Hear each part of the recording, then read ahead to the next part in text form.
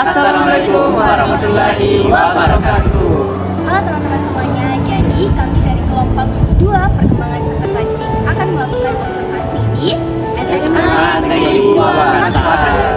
Nah, jadi teman-teman, perkenalkan kami beranggotakan 6 orang dengan saya sendiri atas nama Nurul Aziza dan teman-teman Saya Muhammad Rehan Taufik dan saya Muhammad Yusri Syarif. saya Trisha Cindara. Saya Muhammad Farhanur. Saya Muhammad Ran Fahrizi.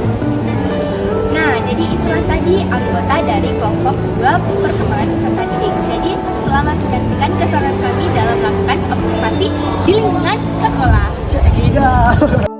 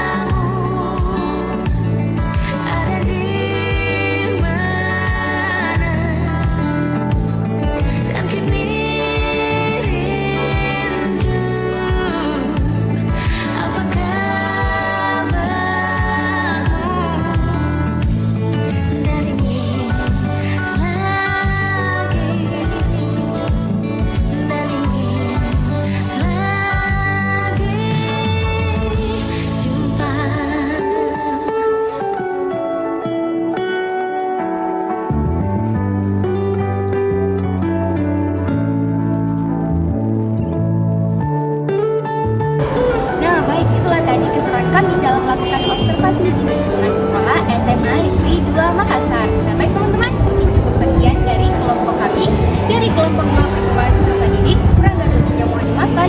Wassalamualaikum warahmatullahi wabarakatuh.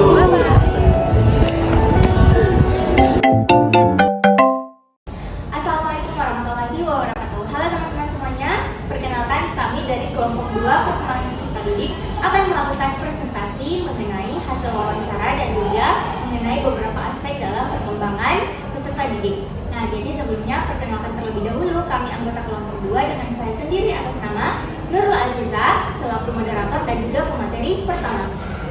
Dan saya Trisha Cindara selaku pemateri yang kedua. Saya Rian Fahrizi selaku pemateri ketiga. Saya Muhammad Farhanur selaku pemateri keempat.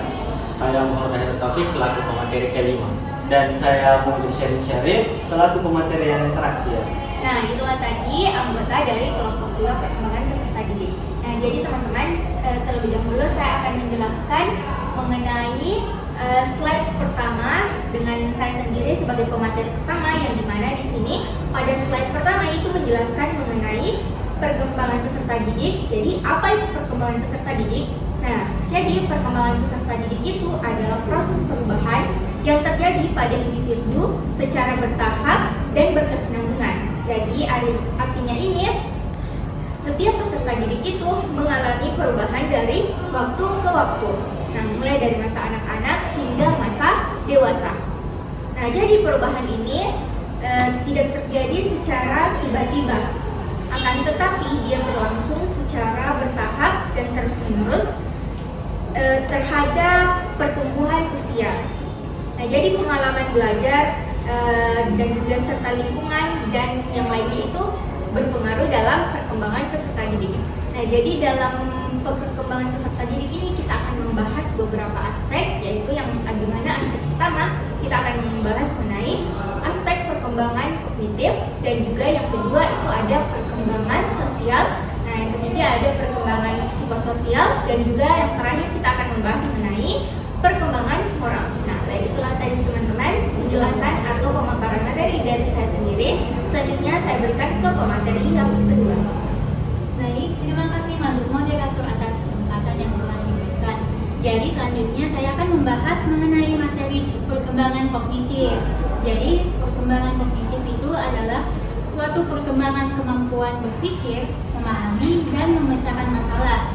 Jadi pada intinya itu perkembangan kognitif itu berfokus pada cara pola pikir otak para individu ini. Kemudian adapun dari teori menurut ahli Jean Piaget menyebutkan bahwa terdiri dari 4 tahap perkembangan kognitif. Yang pertama yaitu tahap sensori-motor, yang dimana usianya itu dari 0 hingga 2 tahun. Kemudian pada tahap inilah bayi memahami dunia melalui indera melihat maupun mendengar dan juga gerakan fisik dari menggapai hingga menyentuh. Kemudian yang kedua ada tahap pra-operasional yaitu 2 hingga 7 tahun, yaitu anak mulai bisa menggunakan simbol, kata-kata, dan juga gambar untuk mewakili sebuah objek. Namun, cara berpikir mereka itu masih belum logis lah. Jadi kemudian masuk pada tahap operasional konkret, yang dimana dari usia 7 hingga 11 tahun. Anak mulai berpikir secara logis, tetapi hanya untuk hal-hal yang nyata dan bisa dilihat langsung gitu, secara visual. Dan yang terakhir itu ada tahap operasional formal dari 11 tahun hingga ke atasnya lagi. Jadi inilah tahap yang dimana anak mulai bisa berpikir secara abstrak maupun hipotesis. Jadi selanjutnya saya silakan kepada moderator. Nah, baik itulah tadi pemaparan materi dari pemateri yang kedua atas nama Triksi Archinara. Selanjutnya kita beralih ke pemateri yang ketiga atas nama Muhammad Rian Fahresi. Kepada pemateri ketiga saya persilakan. Oke, baik, terima kasih atas kesempatan yang diberikan. Nah, saya akan membahas selanjutan dari materi Triksi tadi, akan masuk ke ciri perkembangan kognitif untuk anak remaja. Nah, ciri-ciri perkembangan itu ada 4. Yang pertama itu sudah mulai mampu ya berpikir kritis. Yang kedua itu mulai mempertanyakan aturan. Nah, mulai mempertanyakan kenapa ada aturan begini, apakah aturan ini memang aturan yang benar atau aturan yang salah. Nah, untuk ketiga itu sudah memiliki rasa ingin tahu yang sangat tinggi. Nah, anak-anak remaja itu sudah ingin tahu, sudah ingin tahu ya banyak hal. Kemudian yang terakhir, nah ciri terakhirnya itu mampu membuat hipotesis. Nah, itu cukup sekian yang bisa saya sampaikan. Saya kembalikan kepada moderator.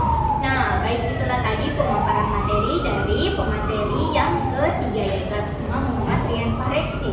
Selanjutnya kita beralih ke pemateri yang keempat atas nama Muhammad Farhanur. Kepada pemateri keempat saya persilakan.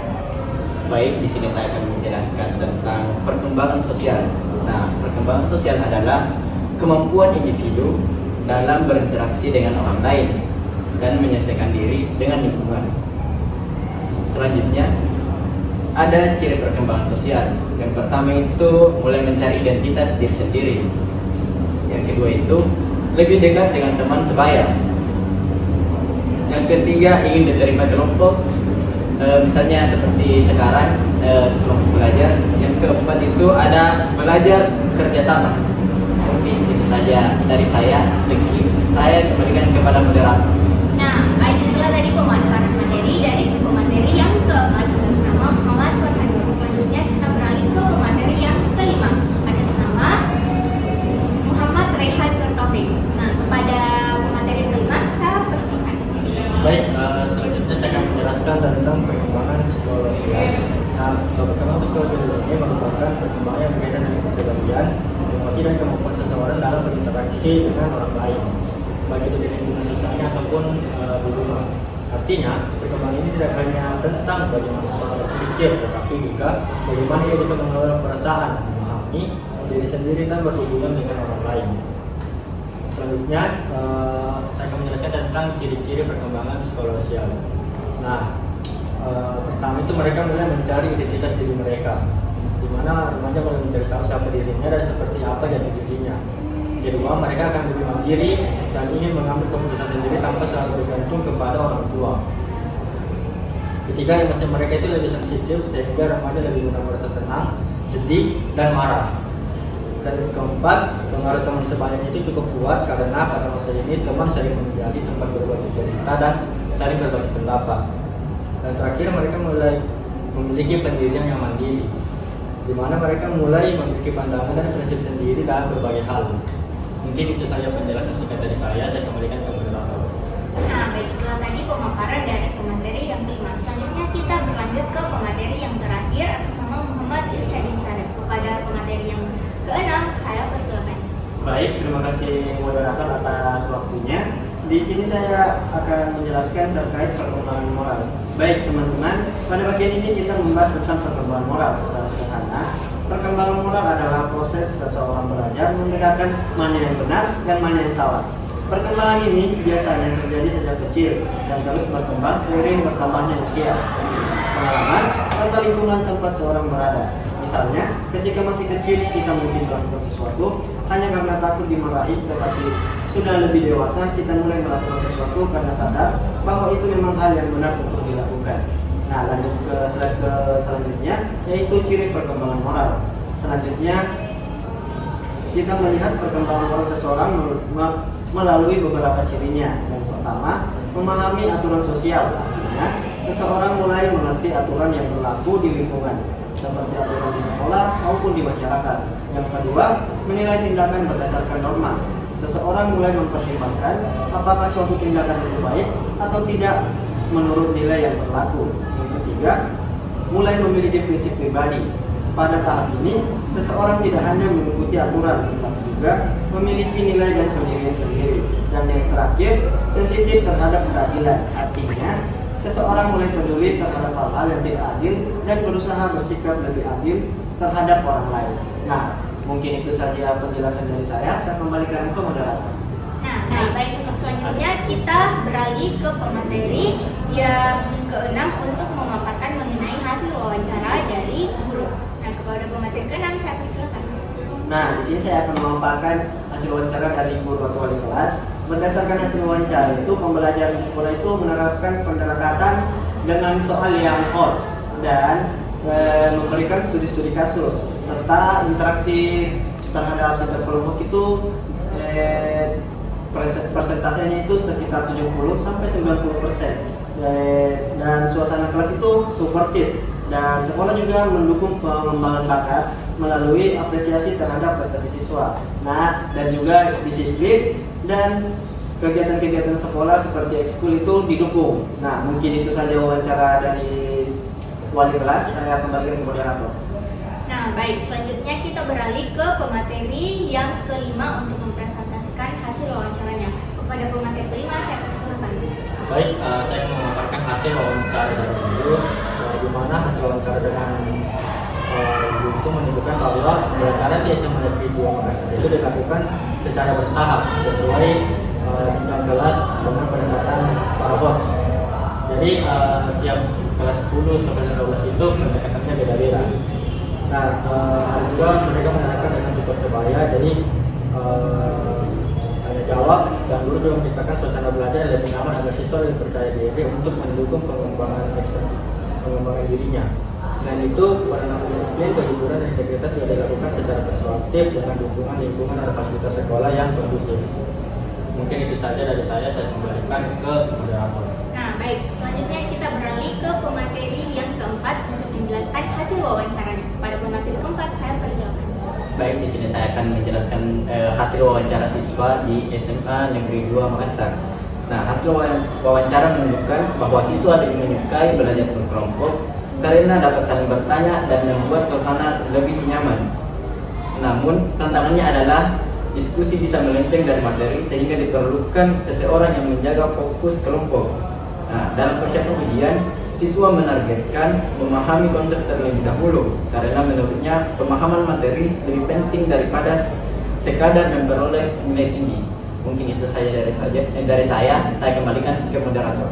Nah, baik, itulah teman-teman presentasi dari kelompok 2 perkembangan peserta didik. Mungkin cukup sekian presentasi pemaparan materi dari kelompok kami. Kurang dan lebihnya mohon dimaafkan.